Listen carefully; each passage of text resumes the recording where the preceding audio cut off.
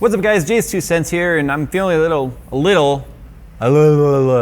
uninspired today. So I reached out on Twitter and was like, hey, we haven't done a Q&A video in a while, and these are always kind of fun sometimes, especially since my audience is definitely good for some of the weirder questions. But today we grabbed some good ones that are business related, content creation related, and then just somewhat personal related.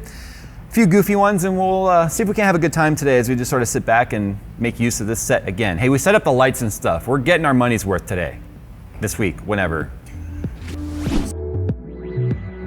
know what, guys? I got new merch. It's available now, crowdmade.com/J's2cents. We got zip-up hoodies, we got tri-blend, we got a new logo. I digress, since 2012, it's a digress logo. You guys have been asking for that. Anyway, we got all kinds of stuff. Zip-up hoodies, beanies, polos. Don't take my word for it, because obviously I can't do this ad. So just look in the description below and you guys will find the link. Thanks.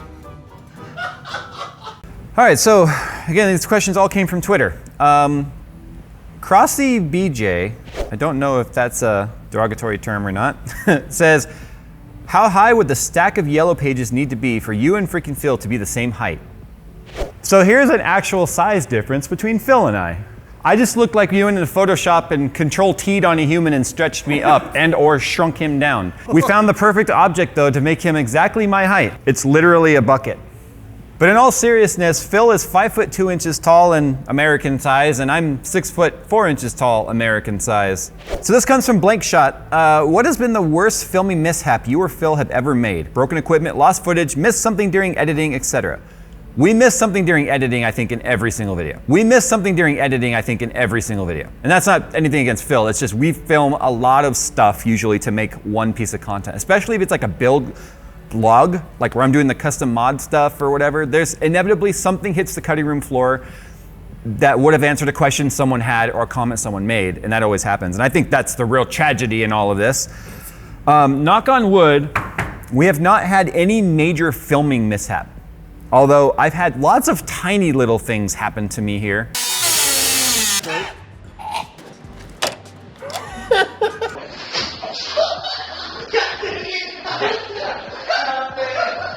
Whoa, that's hot. Oh man. 140 PSI. Oh, everything's wet. Oh, here we go. This is a good one from Neon Bunny Boy. At some point, is it no longer fun to build a PC? Before it was my job, building a computer was always exciting because it was spaced out. Like I would build mine and then it would be several years, and by several I mean sometimes up to 4 or 5 years before I built myself another computer. So I always looked forward to that. But I always looked for opportunity to build computers or upgrade friends' computers or whatever for other people. And it was always friends or family. I didn't branch out and have a business or anything based on that. But then when it became my job in IT to support these builds, it became a lot less fun. And then now with YouTube and the fact that anytime new stuff launches, like the new Intel launch coming out, it all represents a lot of hours worth of just very monotonous type of work. Which is why the numbers, when something new comes out and we see the generational improvements of things, like with new graphics cards and AMD CPUs and stuff, that gets me kind of excited again, because then at least I'm seeing something of it, if that makes sense. But one of the ways I've kind of combated that on this channel is the inclusion of like the case mods and stuff that I started doing over the last year or so. That I have a lot of fun with, and I'm much more passionate about, and that's about the process and not so much about the build itself, if that makes sense. A Doug says, moving from an IT consultant to a full-time YouTuber, what knowledge from a normal way of work did you find most useful on the YouTube area? I think what he's saying here is, what from working in IT did I bring with me to building this YouTube channel? IT was just one of the 3 jobs I actually had for the company I worked for. I also was in part of our QC/QA automated testing for the software that we developed for the energy companies that we wrote software for on their energy efficiency programs. By program, I mean like business-to-business solutions, not a physical program, although we did write those as well. So my job was testing in that, which really helps, I think, in a lot of like the exploratory pieces we do when I am trying to recreate problems and then repro steps and all that sort of stuff. But I also was a part of contract negotiation. I've been all over the country dealing with these bigwig execs with multi-million-dollar contracts. That made me very comfortable dealing with the companies that I deal with here in YouTube. I wasn't afraid of contract negotiation. I wasn't afraid to say no and strike this out of a contract and rewrite that section. Or I think a lot of people who've never experienced that when it comes to the business side of YouTube, will just take a contract and be like, oh, okay, and then they become kind of slave to that contract, where I have a lot of experience with saying and standing my ground on no. This is not something that's going to stand on this contract. If this is non-negotiable, then we walk away from the deal. And we've done it plenty of times, and we've rewritten many contracts that have worked out. That has been the most beneficial thing I've brought from my previous career with me here, which is why I've been able to navigate this whole being an influencer without letting the brand drive my influence, if that makes sense. Is it ever weird meeting fans? Like having people come up to you that know so much about you, but they're a person to you? Well, everyone's a person to me. So I think what you mean is they know me, but I don't know them. It's weird. It's always gonna be weird. It's weird the first time, it's weird the 1000th time. It's weird at like LTX when everyone knows you. You walk into a convention center and there's 2,000 people there and they all know you, and you're walking down the aisle and you're trying to go to a place and people are yelling at you, mostly positive. You get people want to shake your hand, take pictures, tell you their story. That's great. That's a lot of fun. But it's always going to be kind of awkward because, like you said, you know it's a one-way relationship where I'm talking to a camera lens, but from your perspective, I'm talking to you. What it's weird for, honestly, is my wife, because if we're at Disneyland or at the mall or some of the most awkward places, I had 2 different Amazon deliveries on the same day where both drivers knew me and wanted to take photos and stuff in front of my house. And I'm kind of like, we're encroaching a little bit now on personal space, if that makes sense. I've had a fan just end up in my garage one day. Walked outside, there he was in my garage, looking at the cars. So there's a space problem there. But I'm never gonna not like it, if that makes sense. It definitely makes it exciting, and it kind of gives you a little bit of extra energy to like, oh, I'm gonna make another video because that was really inspirational just to meet someone. The kids, on the other hand, they embarrassed the crap out of me. Not your kids, my kids. My kids are growing up with the influencer era. They both wanna be YouTubers. They wanna be on Twitch. And anytime someone comes up and like introduces themselves to me, they just nerd and geek out. Because only for that moment am I famous to them. Otherwise, I'm just dad making them do the dishes, pick up the dog poop, clean your room, and I'm just the general asshole you would expect, I guess, as a parent. Because I have a very old school upbringing, and I definitely use that with my kids where they want something, they earn it. I hope this guy's watching, because it was funny. Quick story. We're like 3 or 4 people from the turnstile going into California Adventure. And I just hear this, and I look, and this dude is hauling ass across the quad. And in between the both parks, there's like a promenade there. He runs up to me, out of breath, can barely talk, probably the most excited fan I've ever met. It's like causing a little bit of a scene in the line, because the line is like 1 million people long, to get into the park.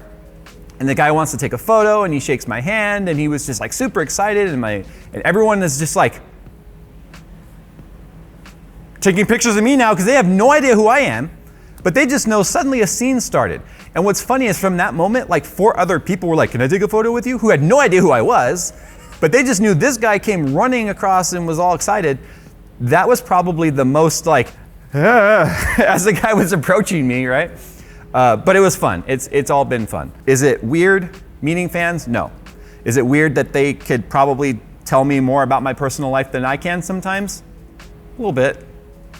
All right, so this one from Buttered Toast is just, I'm kind of taking this one because I want to do a little bit of a clarification, if that will, because this is a very common misconception in at least the way my channel runs, and we're not all universal. We don't all operate the same. He says, when you're sent an item from a company that is due to be repackaged and sent off to another reviewer, what's the most difficult aspect of that process? Albeit not wanting to give the part away, receiving a damaged piece, etc., etc. We don't do that. We do not accept the part on loan and then send it to someone else. I know this is gonna sound a little first world problem-y, but at the very least, when we do something about a product, we expect to hang on to it. That way we can revisit that topic again in the future. Nor will I personally send an item from myself to another influencer. We don't share addresses and stuff for most part, and I'm not gonna then be responsible for that package making it to the next person. There has been a handful of times where something is sent on loan. Typically that happens a lot with laptops, and sapphire graphics cards. The problem is, for like you kind of were alluding to here, when you're at the tail end of that, it looks like an open box item half the time. Bent fins, scratches, whatever. So we kind of have this understanding that if you're gonna send us product and you're going to benefit from it in terms of brand exposure, you want us to put your links and all that sort of stuff, the return for us at the very least is let us hang on to it. That way we can do with it what we want in the future in terms of these build guides, these projects, the mods and stuff like that. But at no time is there any sort of a review contract. At no time is there any sort of monetary compensation for doing a review. And at no time is there any expectation from the brand that they get to control the message in any way. There is no, he can't sell it or give it away because the brand won't let him. That doesn't exist. And there is no, he's contracted to, no, that doesn't exist. You're thinking the difference of sponsored content where it's like a build guide or anything that doesn't involve an opinion. At the end of the day where I'm like, buy this thing. Because if I go buy this thing and then I'm like, give me money for saying that, there's no credibility whatsoever anymore in that product review. So I just sort of wanted to kind of take this opportunity to clarify that, because I think that's something that a lot of people are willing to do. I don't know who those people are. I say in my circle of people that I know on YouTube, I don't feel anyone does that because we've all had very similar conversation. Chris Mario says, would you rather fight 50 duck-sized Phils or one Phil-sized duck? Would anyone still be afraid of a Phil-sized duck? A Phil-sized duck is still only a half-sized duck. I am not afraid of a Phil-sized duck. I would film that. I will take the Phil-sized duck and just punch it once. The Ghost Trainer says, related to the new additions, Man Cave and new project car, have any regrets or second thoughts? Also, how's Miss 2 Cents feel about everything? My wife is extremely supportive. I can't really think of anything I've ever said I wanted to do and she wasn't like, yeah, do that. I trust you. It's never been, are you sure? I don't know, I'm not comfortable with that. She's always trusted me to continue to guide this ship, I like boats, in the proper heading to get to a place to where we're comfortable and don't have a lot to worry about. And we're there right now. And obviously now I'm preparing for retirements and stuff, because you got to think about that stuff way earlier in your life. If you think about retirement when it's time to retire, it's too late, people.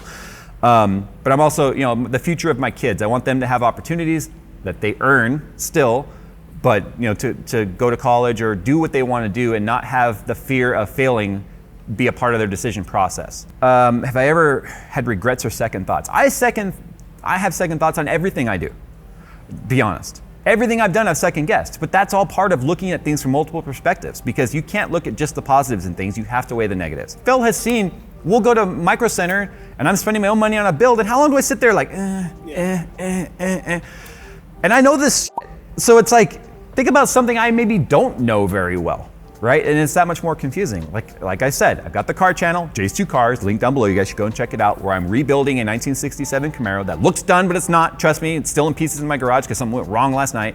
You guys can find out more in a future video on the car channel. I'm still second guessing that purchase. Fortunately, that's something that is not devalued very easily, short of being wrecked, because it's a classic car. But yeah, I've already been like, in fact, I did not sleep very well last night simply because things that are not going right with the project I'm working on that car right now kept me up. Because I'm like, is this literally like foreshadowing right now? I think the answer is yes, but that's kind of why I bought into it. MK475 says, which of your videos were lower effort and you expect to do terrible but didn't? All of them. I'm still shocked every single day that people watch this channel. And every single time I put a video live, I always get a little bit of anxiety before I hit the publish button, because I'm always wondering, is this the one everyone hates? Is this the button I click that starts that decline? And every single time you guys surprise the hell out of me. So yeah, every single video we do is pretty much, I think, performs better than expected, even the ones that underperform. Addy-Lols, your opinion on the recent mentality change of the PC community where sub $300 GPUs are considered budget cards. With such GPU, you end up building a $1,000 rig, which isn't cheap at all. For most people, it's high end. Why aren't $200 cards considered as normal? When you say the mentality, you didn't reference whose mentality we're talking about. Are we talking about the brand's mentality, or are we talking about the buyer's mentality? We've already shown on this channel that the performance increases outpace the price increases. but that doesn't make it any less harder of a pill to swallow that it's more expensive. 50% more performance for 20% more money when you don't have that 20% extra money means it could be 1,000,000% more performance. It doesn't matter to you because you can't afford it anyway. To be honest, it's lack of competition you have to blame for this. It's the fact that AMD/Radeon has not been able to keep up with the graphics card performance increases that NVIDIA has been able to provide. CPU-wise, if you look at it now, you're getting incredible values with CPUs. We've showed what you can get for $120 3300X AMD CPU. So you've seen competition bring performance up and price down there. And until that happens in graphics cards, this is the new norm. I hate that I just used that buzzword that everyone's been using, but I'm using it in a proper way, in my opinion, right now. So yeah, until we start seeing competition there, I think it sucks. But at the same time, if you buy a $250 1650 Ti or 1660 and you compare to what a 1050 Ti or 1060 Ti got you back when Pascal was the thing, you're still getting a lot for that money. Do you need a $300 plus graphics card? That's something you gotta answer. Aaron Raj Joseph says, why do lower end graphics cards such as RTX 2070 or RTX 2060, etc. not have water blocks for people who are water cooling on a budget? Water cooling and budget should not be put together. Any money you would spend on water cooling stuff to water cool a budget component set is wasted money. Two reasons, and this will be a quick answer. One, lower end hardware does not generate a ton of heat. It's not dense. The density of those cores are what generate heat. And with the efficiency of new process making things a lot less heat related, it means you don't need to water cool those parts. Any money that you would spend on a CPU block, a radiator, a water pump, God forbid a GPU block at this price point, is wasted money when all that money can be put back into the components, making a much better performing PC without wasting money there. So I would never recommend water cooling a 2060. I do believe there are blocks for 2070s, by the way, some of them, like Founders Edition cards. But take that extra $100 or so it would take for just that block component and put it into a better graphics card. So you're not seeing parts widely available for that because the brands know that's not where people buying water cooling parts are shopping most of the time. You've got to put your eggs in the baskets that are fruitful. What?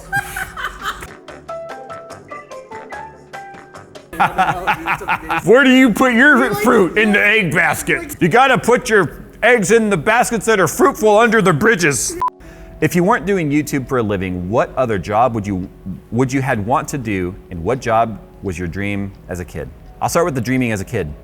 I wanted to be an F-18 fighter pilot for the US Navy from the moment I could walk all the way through middle school. And the reason why that dream shattered is the taller I got, and wider too, but the taller I got, the more that dream became impossible. The Navy, I don't know if it's still true today, but back then, I even talked to Navy recruiters in middle school to prepare for this. There was height limits, and I was out of that height limit by the time I was 13. With that, ended that. What job would I want to do right now? I think it'd be fun to be a fabricator. I like building stuff and I want to learn metalworking. I think it'd be great, obviously with my hobby of the month right now being this 67 Camaro, I think it'd be great to work in a restoration shop, working on these old cars, turning rust buckets into something that's like magazine cover worthy. That's all exciting to me right now. And I think that would be a lot of fun. Not gonna get rich doing it, but if you do something in the efforts of getting rich, I don't think you'll make those passionate choices along the way because you only make a choice based on a means to an end and not something that you truly enjoy doing. The happiest people, it's so cliche, but the happiest people I ever knew were people that were barely making it by, but literally doing what they love. I'm just really fortunate that, honestly, that doing what I love means that not only am I getting by, but I'm helping other people get by providing careers and jobs and opportunities. So if you guys want to see more of these Q&As, then we'll do more. I'm thinking maybe one a month because I don't want to overdo it because I think they get long-winded and boring, but the fun questions always make it interesting. So guys, thanks for watching this video. Hope you guys are doing well and not being too bored as we kind of try to shift back towards normalcy, if that makes sense. I got nothing else really to say here. Thanks for submitting your questions. There's a lot more on Twitter. Go and read them if you guys want, and I'll answer some of them on Twitter in response, like typing things that didn't make it in this video. Otherwise, it'd be a 5-hour long video. All right, thanks for watching, guys, and as always, we'll see you in the next one. Okay.